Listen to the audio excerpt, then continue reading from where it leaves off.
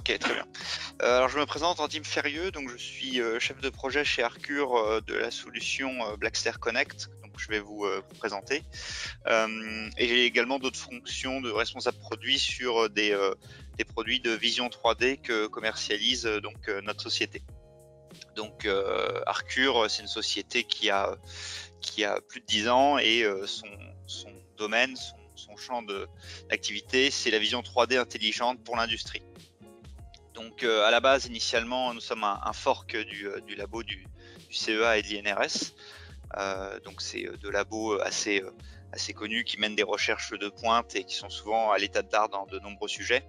Là, en l'occurrence, dans notre cas, c'était au sujet de l'intelligence artificielle appliquée au traitement d'images pour la reconnaissance d'objets de forme humaine ou non. Donc voilà, on travaille toujours d'ailleurs en partenariat avec eux pour toujours améliorer la précision de nos algorithmes. Donc ça se concrétise comment? Derrière, en fait, on a adressé initialement à l'origine le marché de l'industrie et de tous ces véhicules qui peuvent y avoir une activité et une coactivité surtout avec les humains. Donc voilà, les engins de construction et de manutention notamment ont malheureusement chaque année un certain nombre d'incidents, d'accidents corporels ou voire mortels, et donc ont effectivement donc un coût psychologique inestimable, mais un coût financier également très présent pour une société quand elle doit par exemple arrêter toutes ses activités et avoir une enquête sur le terrain pour identifier ce qui s'est passé. Voilà, donc à tout point de vue, c'est vraiment quelque chose de rare sur le diagramme des risques, mais avec des conséquences quand même assez dramatiques et vraiment handicapantes pour l'entreprise et les personnes. Donc notre produit se concrétise sous la forme d'une caméra donc qui est installée sur ces véhicules. Donc on adresse toute la gamme de véhicules, hein. Ça va du transpalette jusqu'au camion dans les carrières de 200 tonnes. Hein. Notre caméra est effectivement robuste. Vous pouvez voir une image sur le dessus avec un carénage, une casquette et des optiques qui garantissent une durée et une précision effective dans le temps. Parce qu'évidemment, sur ces engins, ça vibre beaucoup et c'est peut être sujet à des poussières, des chocs, des gammes de températures différentes, la pluie, etc. et j'en passe. Donc on fait de la détection d'obstacles via un capteur 3D, puisqu'on a deux yeux. Donc en fait, comme nous, nos deux yeux humains nous permettent de voir en 3D. C'est exactement ce qu'on fait avec notre caméra. Voilà. Et derrière, on a une unité de traitement qu'on ne voit pas sur l'image, mais qui porte l'intelligence, on va dire, analyse les images venant de la caméra, et avec des algos d'IA de machine learning, détecte si on a affaire à un piéton et lève dans ce cas-là une alerte dédiée ou à un obstacle proche pour éviter la collision plus simplement, parce qu'il n'y a pas que la coactivité homme-machine, il y a aussi tout simplement l'environnement autour des véhicules qui ne sont pas forcément bien sécurisés et qui peuvent engendrer de la casse matérielle, donc forcément un coût. Derrière, en output, on peut avoir soit un écran visuel avec des alertes sonores, etc., soit un ralentissement du véhicule. Donc l'idée derrière, c'est avant tout la sécurité, forcément, puis la productivité, vous allez le voir, grâce à la solution Connect, et puis effectivement une robustesse générale de la conception du produit. Bon, ça je passe rapidement, parce que c'est la pyramide de Bird, effectivement, des accidents, hein, donc ça fait l'écho ce que je disais, plus la probabilité est faible, généralement, plus la conséquence est grave. Heureusement que c'est pas dans l'autre sens. Mais l'idée, c'est vraiment, ce qu'on voit, c'est qu'on a des signaux faibles sur les sites aujourd'hui. Et ça commence, voilà, c'est pas au bout d'une semaine d'activité qu'il y a un accident mortel. Bon, ça peut arriver, mais c'est très rare. C'est généralement des règles dans le temps. Hein. C'est le facteur humain, toujours pareil, qui fait que petit à petit, il y a un relâchement, puis on va avoir quelques signaux, quelques alertes, quelques presque accidents, quelques évités de justesse, par exemple. Et généralement, ce qu'on a vu, les REX, des retours d'expérience des clients qui ont vu ça, et ça a généralement débouché sur les accidents plus graves. Donc l'idée avec notre solution, c'est vraiment de ne pas attendre et de pouvoir être proactif sur ces risques. Alors vous allez me dire, oui, mais là, effectivement, la caméra, elle lève une alerte quand l'alerte est là. Ça, effectivement, c'était ce qu'on avait vendu jusqu'à maintenant, donc une solution standalone, autonome et non connectée, qui permet de sonner de manière, enfin d'alerter de manière pertinente, contrairement à un radar de recul qui est un peu intempestif et qui finit encore une fois à cause du facteur humain par ne plus être écouté, voire débranché. Donc voilà, c'était l'alerte pertinente au bon moment. L'idée avec Blackster Connect, donc, c'était de rétrofitter ces systèmes et d'apporter donc une centrale connectée permettant d'extraire les données de chacun des véhicules vers un serveur pour qu'elles puissent être post-traitées derrière et faire des analyses statistiques, géographiques et temporelles des lieux de ces détections. Le but étant, voilà, pour un gestionnaire de site, généralement les ingénieurs HSE, donc ils sont responsables et garants de la sécurité, de la santé au travail, de pouvoir découvrir sur leur site un peu l'état de leur sécurité, d'analyser pourquoi on peut avoir des alertes à certains endroits, à certains moments, et derrière d'agir et de mener un suivi dans le temps de ces actions. Parce que comme je le disais, la nature humaine fait que voilà, ça va être très propre suite au rappel à l'ordre pendant une semaine, puis ça va dériver. Voilà, ça c'est normal. Donc nous, Arcure, on est une société vraiment dans le système embarqué, dans l'IA, dans la vision 3D, etc. On s'est pourvu d'un système voilà, que vous voyez ici. Donc, on avait donc la tête robuste que j'ai montrée, avec son unité de traitement Blackster noir, qu'on a connecté avec une centrale télématique que vous voyez en haut à droite, avec une carte SIM, puis une antenne avec donc, géolocalisation, 4G, Wi-Fi, etc. Donc, et puis les données remontent effectivement de manière sécurisée sur un serveur. Donc là, jusque-là, ça va. Pour Arcure, c'était entre guillemets facile, je dirais. En tout cas, c'était rien vraiment de nouveau pour nos compétences en système embarqué. Mais effectivement, sur toute la partie dashboard, visualisation de la donnée, traitement statistique et tout simplement web, mais nous on savait pas faire en fait. On n'en a jamais eu besoin finalement jusqu'à maintenant. Et donc se poser la question du make or buy. Et puis on a vu tout de suite que, alors on a effectivement regardé ce que ça coûtait sur les solutions assez classiques, comme vous avez sans doute, j'ai cité les concurrents, mais Tableau, Qlik, Looker, tout ce qui est un peu business intelligence.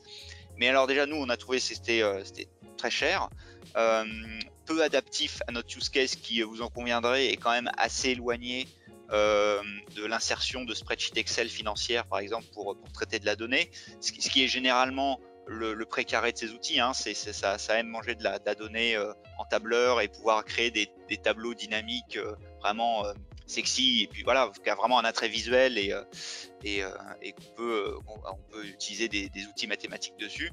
Bon, nous c'est très spécifique quand même, et donc on ne trouvait pas chez ces intervenants là, c'est pour ça voilà, que j'en parle, des gens qui étaient forcément prêts à nous écouter et à faire l'effort de développement spécifique pour s'adapter à notre remontée de données, alors complètement non structurée, parce que pour nous, pour le coup, comme je le disais, le fait de connecter notre système existant, c'était un rétrofit, donc c'était pas du tout les données, on a dû s'adapter à l'existant en modifiant le moins possible. Donc les données arrivent dans des fichiers texte. Pour ceux qui connaissent, il y a des logs par exemple de systèmes d'exploitation, donc des logs Linux qui a beaucoup de texte, beaucoup de chiffres à traiter. Et ça, on est très loin d'un fichier plat CSV Excel. Donc généralement, les outils de business intelligence, ils aiment pas trop, quoi. C'est pas simple, il faut passer par une base de données, il faut trier. Et donc avec DeepDash, on a pu, ils ont su s'adapter à notre cas, digérer nos données et les organiser de façon propre pour les insérer dans un tableau que je vous montrerai, dans un dashboard que je vous montrerai par la suite. Voilà. Et tout ça à des coûts maîtrisés et avec un accompagnement qui est vraiment présent, puisque quand on avait par exemple des petits bugs, des petits glitches, c'est corrigé très rapidement, très vite. On sent que les équipes ont la compétence derrière pour s'adapter à des use cases assez spécifiques, quoi, qui dénotent un petit peu de ce qu'on peut voir sur les tableaux de business intelligence, de données d'entreprise ou financières. Donc voilà, un exemple, après je vais vous le montrer. Donc l'idée, nous, en fait, c'était pour nos clients d'avoir un instantané sur la flotte de véhicules qu'ils ont équipés, parce qu'évidemment sur un site industriel on essaie d'équiper la majorité des véhicules, et de pouvoir identifier où la coactivité se fait sur leur site, Une fois qu'ils savent où elle se déroule, ils peuvent savoir grâce à des histogrammes quand est-ce à quelles heures par exemple cette coactivité a lieu, et derrière pouvoir agir dessus et faire également par exemple des benchmarks de détection piétons et obstacles par heure et par véhicule. Donc on identifie entre guillemets les moutons noirs sur le site, on sait quels véhicules sont les plus accidentogènes et derrière on peut les traiter en priorité. Voilà, donc et puis en plus on peut avoir à la demande ou non des photos. Voilà, ça c'est optionnel et on peut effectivement flouter effectivement les silhouettes. Ça dépend un petit peu des use cases chez les clients, mais parfois il y en a typiquement, ça leur permet de comprendre par exemple vraiment dans l'analyse fine du contexte qu'est-ce qui s'est passé, et à des fins de formation également, puisque les personnels qui sont sur les sites sont parfois des sous-traitants ou des intervenants qui sont pas forcément très familiers au risque industriel et des machines, ou peu formés ou mal formés, avec peu de recyclage, et ne se rendent pas forcément compte du risque qu'une machine peut avoir sur un humain, quoi. Donc ça a des fins de formation aussi, de montrer un petit peu le rapport de force qui est pas du tout en leur faveur. Alors là c'est une photo prise d'une voiture volontairement parce qu'elle est assez agnostique, celle-là je vous en montrerai d'autres tout à l'heure. Voilà, donc c'est ce qu'a fait Arcure, donc connecter un système existant embarqué avec de l'intelligence artificielle, du traitement d'image pour la sécurité industrielle. Et grâce à Digdash, on a pu effectivement le présenter de façon agréable et pertinente pour apporter de la valeur à nos clients. Donc avant de passer au dashboard, je vous demandais si vous avez des questions. Est-ce que tout est clair? Alors, on va regarder ça. Pour l'instant, pas de... Oui, tout est clair. Pas de questions en team. Tu peux... Ok. Sur le tableau de bord. Merci. Alors là, normalement, vous voyez le tableau de bord. Oui, c'est bon. Voilà. Donc là, effectivement, donc on vient de se connecter. Donc tout est personnalisé avec nos couleurs. Donc, le rouge Arcure, le logo en haut. Alors ça, c'est la V1 qu'on a proposée. Voilà, on s'est dit, bon, bah, voilà, on a toutes ces données, on remonte beaucoup de choses. On va proposer une V1 à nos clients. Et derrière, donc on mène des tests actuellement chez différents clients et on va donc prendre en compte leur retour pour savoir quels sont effectivement les éléments qui leur paraissent le plus pertinents, ceux qui leur apportent vraiment le plus de valeur, et d'autres peut-être qu'on a proposés qui ne sont pas forcément très utilisés. Donc c'est aussi ça l'intérêt de Digdash, c'est que c'est pas statique, on n'est pas sur du one size fits all, quoi. C'est voilà, c'est pas la même chose pour tout le monde. On peut vraiment adapter et faire évoluer dans le temps ce dashboard là. Donc là ici on est sur la page d'accueil et notre architecture Digdash, là, notre présentation est décomposée ainsi. Au centre on a les données, on a des onglets en haut, qui permettent de naviguer de rubrique en rubrique, et dans chaque rubrique, donc la partie au centre présente les données de celle-ci, et puis les bandeaux à gauche et à droite sont des filtres en fait. Donc ici on retrouve par exemple la liste de nos clients en cours. Ici, je ne sais pas si vous voyez ma souris, mais ici on a donc les villes, le type de véhicules qui sont sur ces sites. En haut à droite, on a le nom de ces véhicules. Après, on a des dates qui permettent aussi de filtrer voilà, en fonction de période temporelle choisie. Et puis en bas, on retrouve la liste des éléments filtrés pour garder le contexte d'analyse. Donc là, je suis en vue admin. Forcément, je vois tous les clients, toutes les localisations. Mais on peut imaginer par exemple qu'un client voit toutes ses business units sur tous ses sites. Voilà. On peut abstraire comme ça. Donc ici on a donc le nombre de véhicules dans la flotte, on a le pays dans lequel ces véhicules sont. Donc si on clique ici dynamiquement, on retrouve effectivement un histogramme qui montre la répartition géographique de ces véhicules. Ici on a le nombre de détections dans la dernière journée travaillée, détection piéton. Et ici, on retrouve un tableau avec la liste des véhicules sous gestion. Et donc, comme j'ai cliqué sur France tout à l'heure, ici à droite, on a effectivement le filtre FR qui s'est ajouté. Je peux supprimer si je veux revenir au contexte global.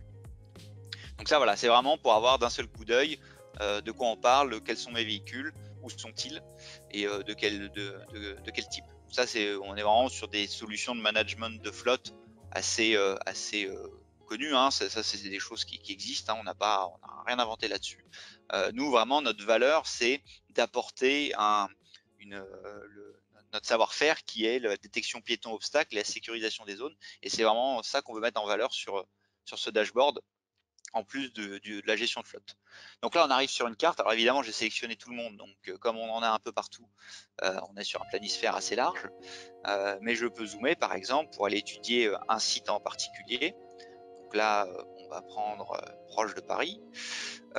Et voilà, ça, dans les premières semaines, parce que évidemment, c'est un outil statistique, hein, donc nos données arrivent sur le serveur, dans des fichiers, comme je le disais, pas du tout formatés.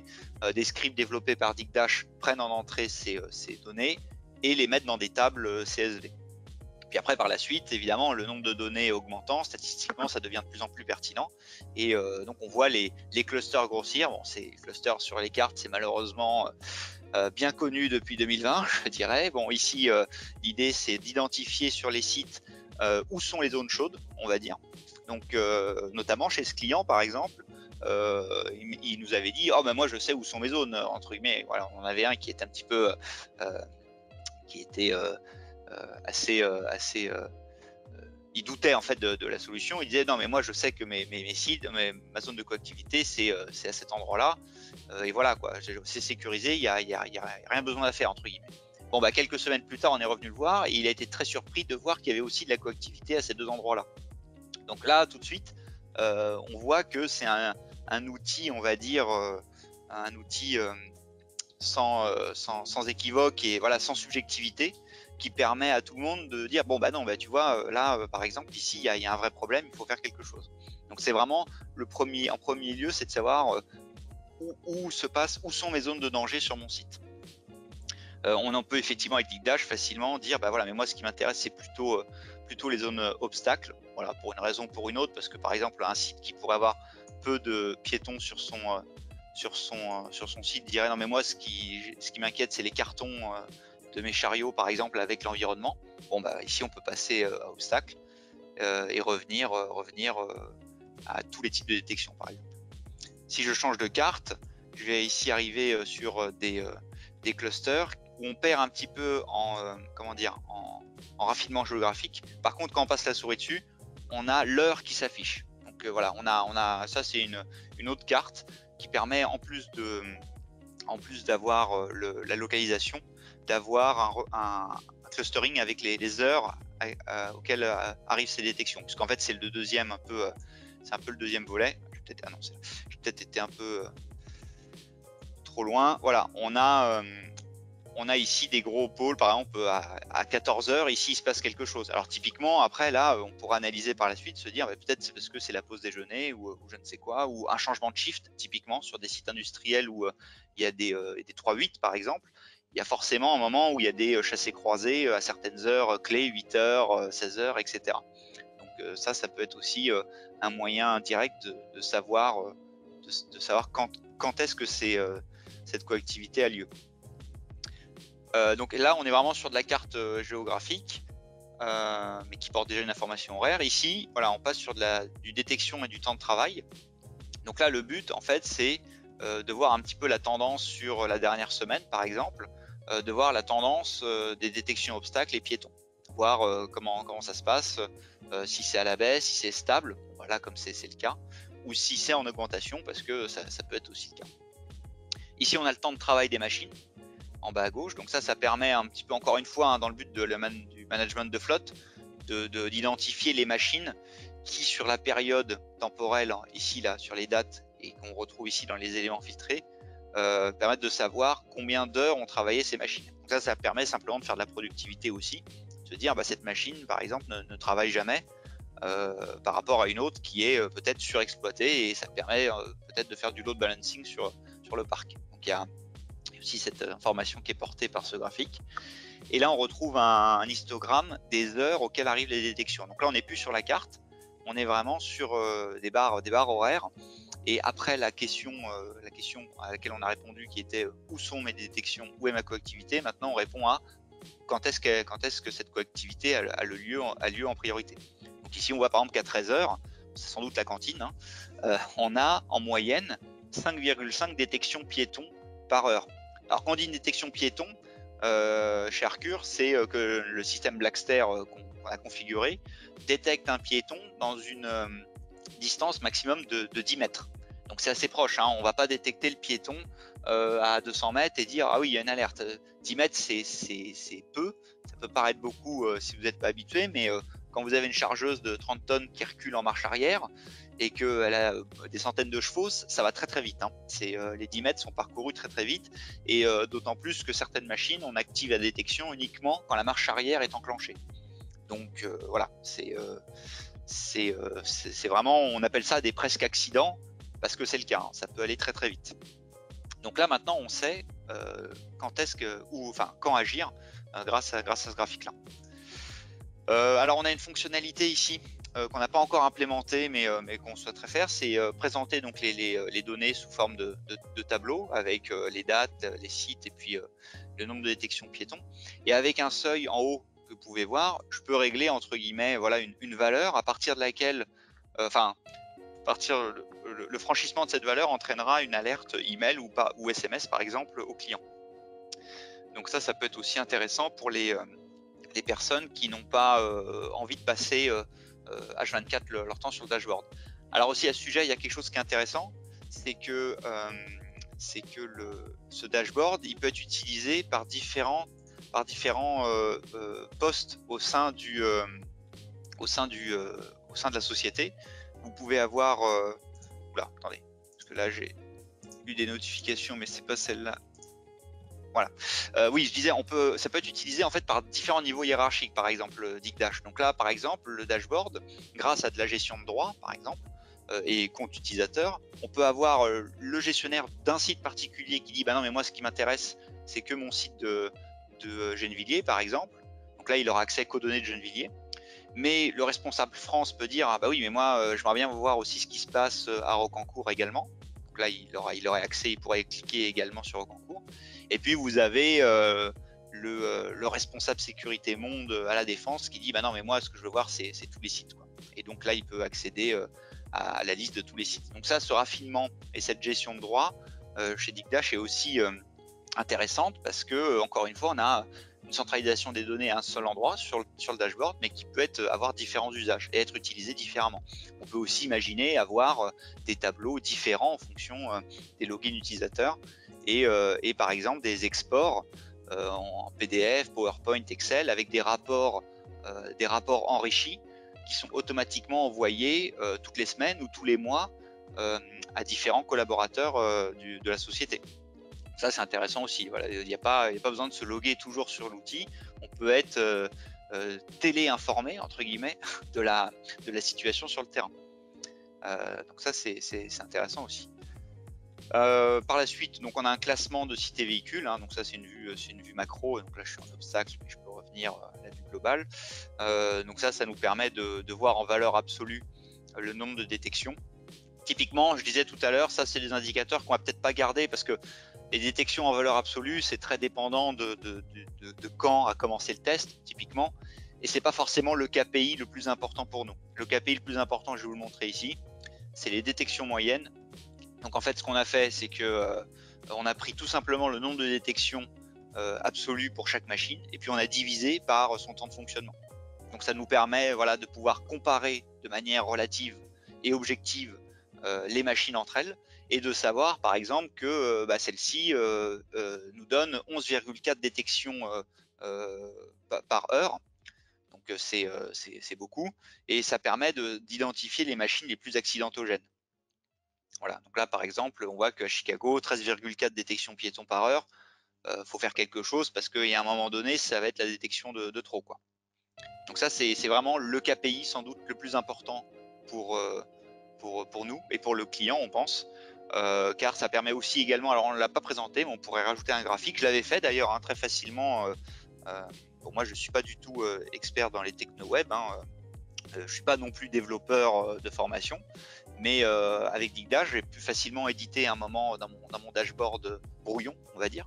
J'ai réussi à faire un graphique en disant ok, là maintenant par exemple j'ai un taux de détection piéton par heure, mais pour chaque machine ce serait peut-être intéressant d'avoir une courbe, une simple ligne hein, qui indique par exemple, de manière hebdomadaire, comment évolue ce taux. Parce que là, effectivement, Chicago, on voit qu'elle a 13,4 détections piétons par heure, mais si on déploie des actions correctives de sécurité sur le site, j'aimerais bien voir si ce taux diminue dans le temps. Donc ça, j'ai pu facilement ajouter un test, un graphique de test avec ces données. Il suffit d'aller dans l'éditeur. C'est pas vraiment plus compliqué qu'Excel, et puis voire par moment c'est même plus simple. Et sélectionner le pas de temps en abscisse, ce taux KPI là de détection de piétons par heure en ordonnée, et puis choisir le type de graphique et on affiche, on affiche un nouveau graphique. C'est assez simple. Et last but not least, donc pour finir, les images des détections, donc qui peuvent être intéressantes pour le client. Voilà, donc là typiquement, vous voyez, c'est une zone qui peut être dangereuse, parce qu'on a un piéton qui peut être pris en sandwich entre un camion qui lui est inamovible à l'arrêt et le véhicule qui peut reculer très très vite et puis malheureusement coincer le piéton entre les deux, quoi. Voilà, donc ça typiquement c'est vraiment aussi la valeur ajoutée, c'est pouvoir comprendre typiquement pourquoi ce piéton n'est pas dans les rues balises ou ou par exemple ne porte pas forcément ses EPI adéquates pour manœuvrer, pour évoluer autour de ses machines. Voilà, ou essayer de comprendre un petit peu plus le contexte dans lequel ces détections arrivent et pouvoir agir dessus et suivre dans le temps aussi à des fins de formation les zones dangereuses du site. Donc voilà, donc pour nous, pour résumer, c'est un vrai succès cette solution, puisque ça permet effectivement d'aller plus loin dans notre cœur de métier initial qui était la prévention et la sécurité au travail. Et puis on le fait vraiment de manière innovante, puisqu'on présente aussi des photos de détection. Ça va plus loin que du simple zoning ou du contrôle d'accès qui peut être fait par moment ou du badge RFID. On va vraiment au plus près de ce qui s'est passé pour une analyse fine du contexte. Et grâce à Digdash, on présente ça de manière unifiée pour tout le monde sous un même dashboard avec des systèmes de filtres qui sont assez efficaces. Là, c'était un test pris d'une voiture aux États-Unis, mais bon, ça fonctionne aussi. C'est un véhicule embarqué après tout. Donc voilà, ça permet effectivement de naviguer facilement et de s'y retrouver. Et ce qui est intéressant aussi avec cet outil, c'est que là, typiquement, vous voyez, j'ai sélectionné un nom de véhicule et un type de détection. Si je retourne sur un autre onglet, je garde le contexte de filtrage. Et ça, c'est important parce que, imaginez si tout était remis à zéro, c'est pénible. Forcément, comme vous avez vu, il y a une espèce de voyage en fait de tous les onglets qui est assez logique. La géographie, la période temporelle, puis après les KPI. Si on évolue d'onglet en onglet mais qu'on perdait le contexte, ce serait vraiment dommage, quoi. On pourrait analyser moins finement ce qui se passe sur un véhicule. Donc voilà, l'ergonomie est assez efficace. Voilà, j'ai peut-être été rapide, je sais pas, j'étais peut-être pris par le temps, je me disais qu'il restait peut-être pas autant de temps que je le pensais. Donc si vous avez des questions, n'hésitez pas. S'il y a des choses qui n'étaient pas claires également, je peux revenir sans souci. Merci à vous en tout cas pour votre attention. Super, merci beaucoup Antime. Alors on a effectivement quelques questions. Alors la première, combien de temps pour bâtir un tableau de bord? Pour construire un tableau de bord. Celui-ci, alors celui que vous avez sous les yeux, donc j'avais rédigé un cahier des charges donc avec effectivement les grandes idées, ce que je vous ai dit. Voilà, on voudrait afficher là où ont lieu les détections, quand est-ce qu'elles ont lieu, et avoir des indicateurs croisés, des KPI à présenter. Donc voilà, moi personnellement, j'ai pas du tout fait de dev à ce sujet-là. Et de mémoire, Digdash nous a donc sorti cette version-là, donc que vous avez sous les yeux. 90% c'est la même. Il me semble, c'était 2 semaines. 2 semaines, donc c'est très rapide, sachant que le plus long pour eux, ça a été finalement le traitement de nos données qui n'étaient pas structurées et qui étaient très, très spécifiques finalement, parce que c'est un use case complètement à part. Donc ça, le code, on va dire, enfoui, a été la partie la plus longue. Et après, une fois que les données étaient disponibles dans l'éditeur Digdash, ça c'est vraiment plus rapide, quoi. Après, c'est de la mise en page, etc. Mais en tout, oui, en 2 semaines, on a eu cette version-là. Donc c'est sûr que c'est très rapide. quand je me souviens avoir comparé, bon là je les citerai plus, mais avec d'autres, des cabinets de développement web aussi, parfois on m'annonçait il faut au moins 2 mois, quoi, parce que ils partaient aussi de technologies moins, on va dire, moins abouties, une base de données par-ci, du Symfony par là, du Java. Bon, il y avait moins un outil déjà préfait comme Digdash, quoi. Donc c'est assez, le time to market est assez court, quoi. Après, je sais pas si Alexandra veut peut-être aussi partager son expérience. Alors malheureusement, Alexandra a dû nous quitter. On avait une autre question juste après. Merci pour ta réponse. On a une deuxième question. Est-ce que Digdash permet de faire du drill down ou up? J'ai la réponse, mais je peux te laisser répondre Antime. Excuse-moi, encore une fois, j'ai pas bien entendu. Est-ce que Digdash permet de faire du drill down?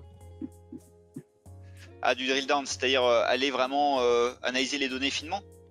Oui, c'est ça.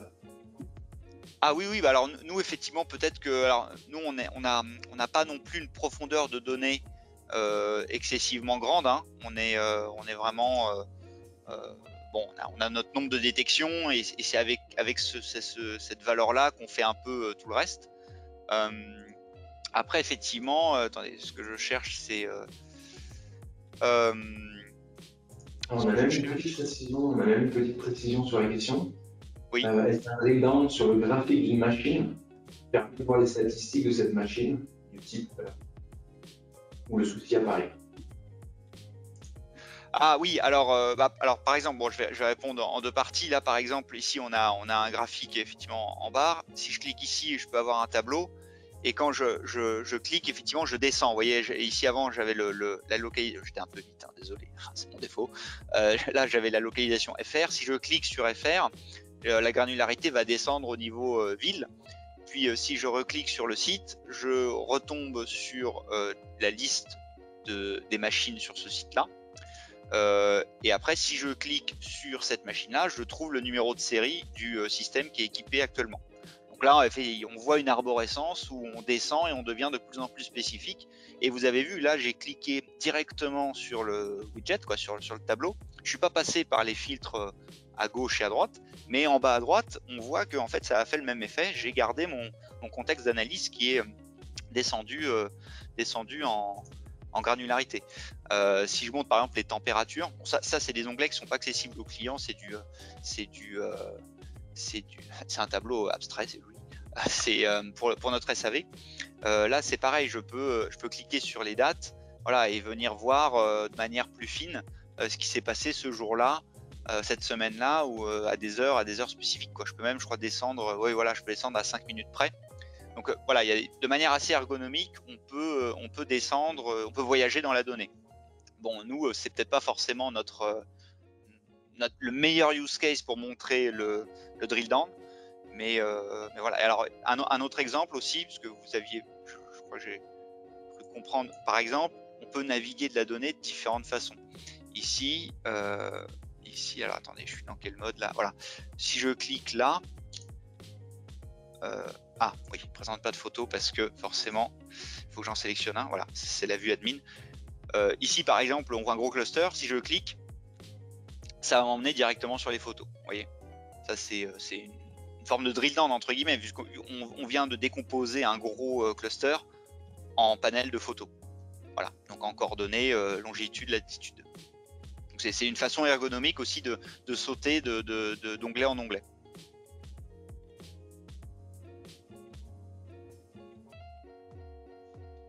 Ok, super, merci Antime, ça répond à la question. Bon, tant mieux. Ok, pour l'instant il n'y a pas d'autres questions, on peut attendre encore quelques secondes. Est-ce que vous avez d'autres questions? Vous êtes encore nombreux connectés.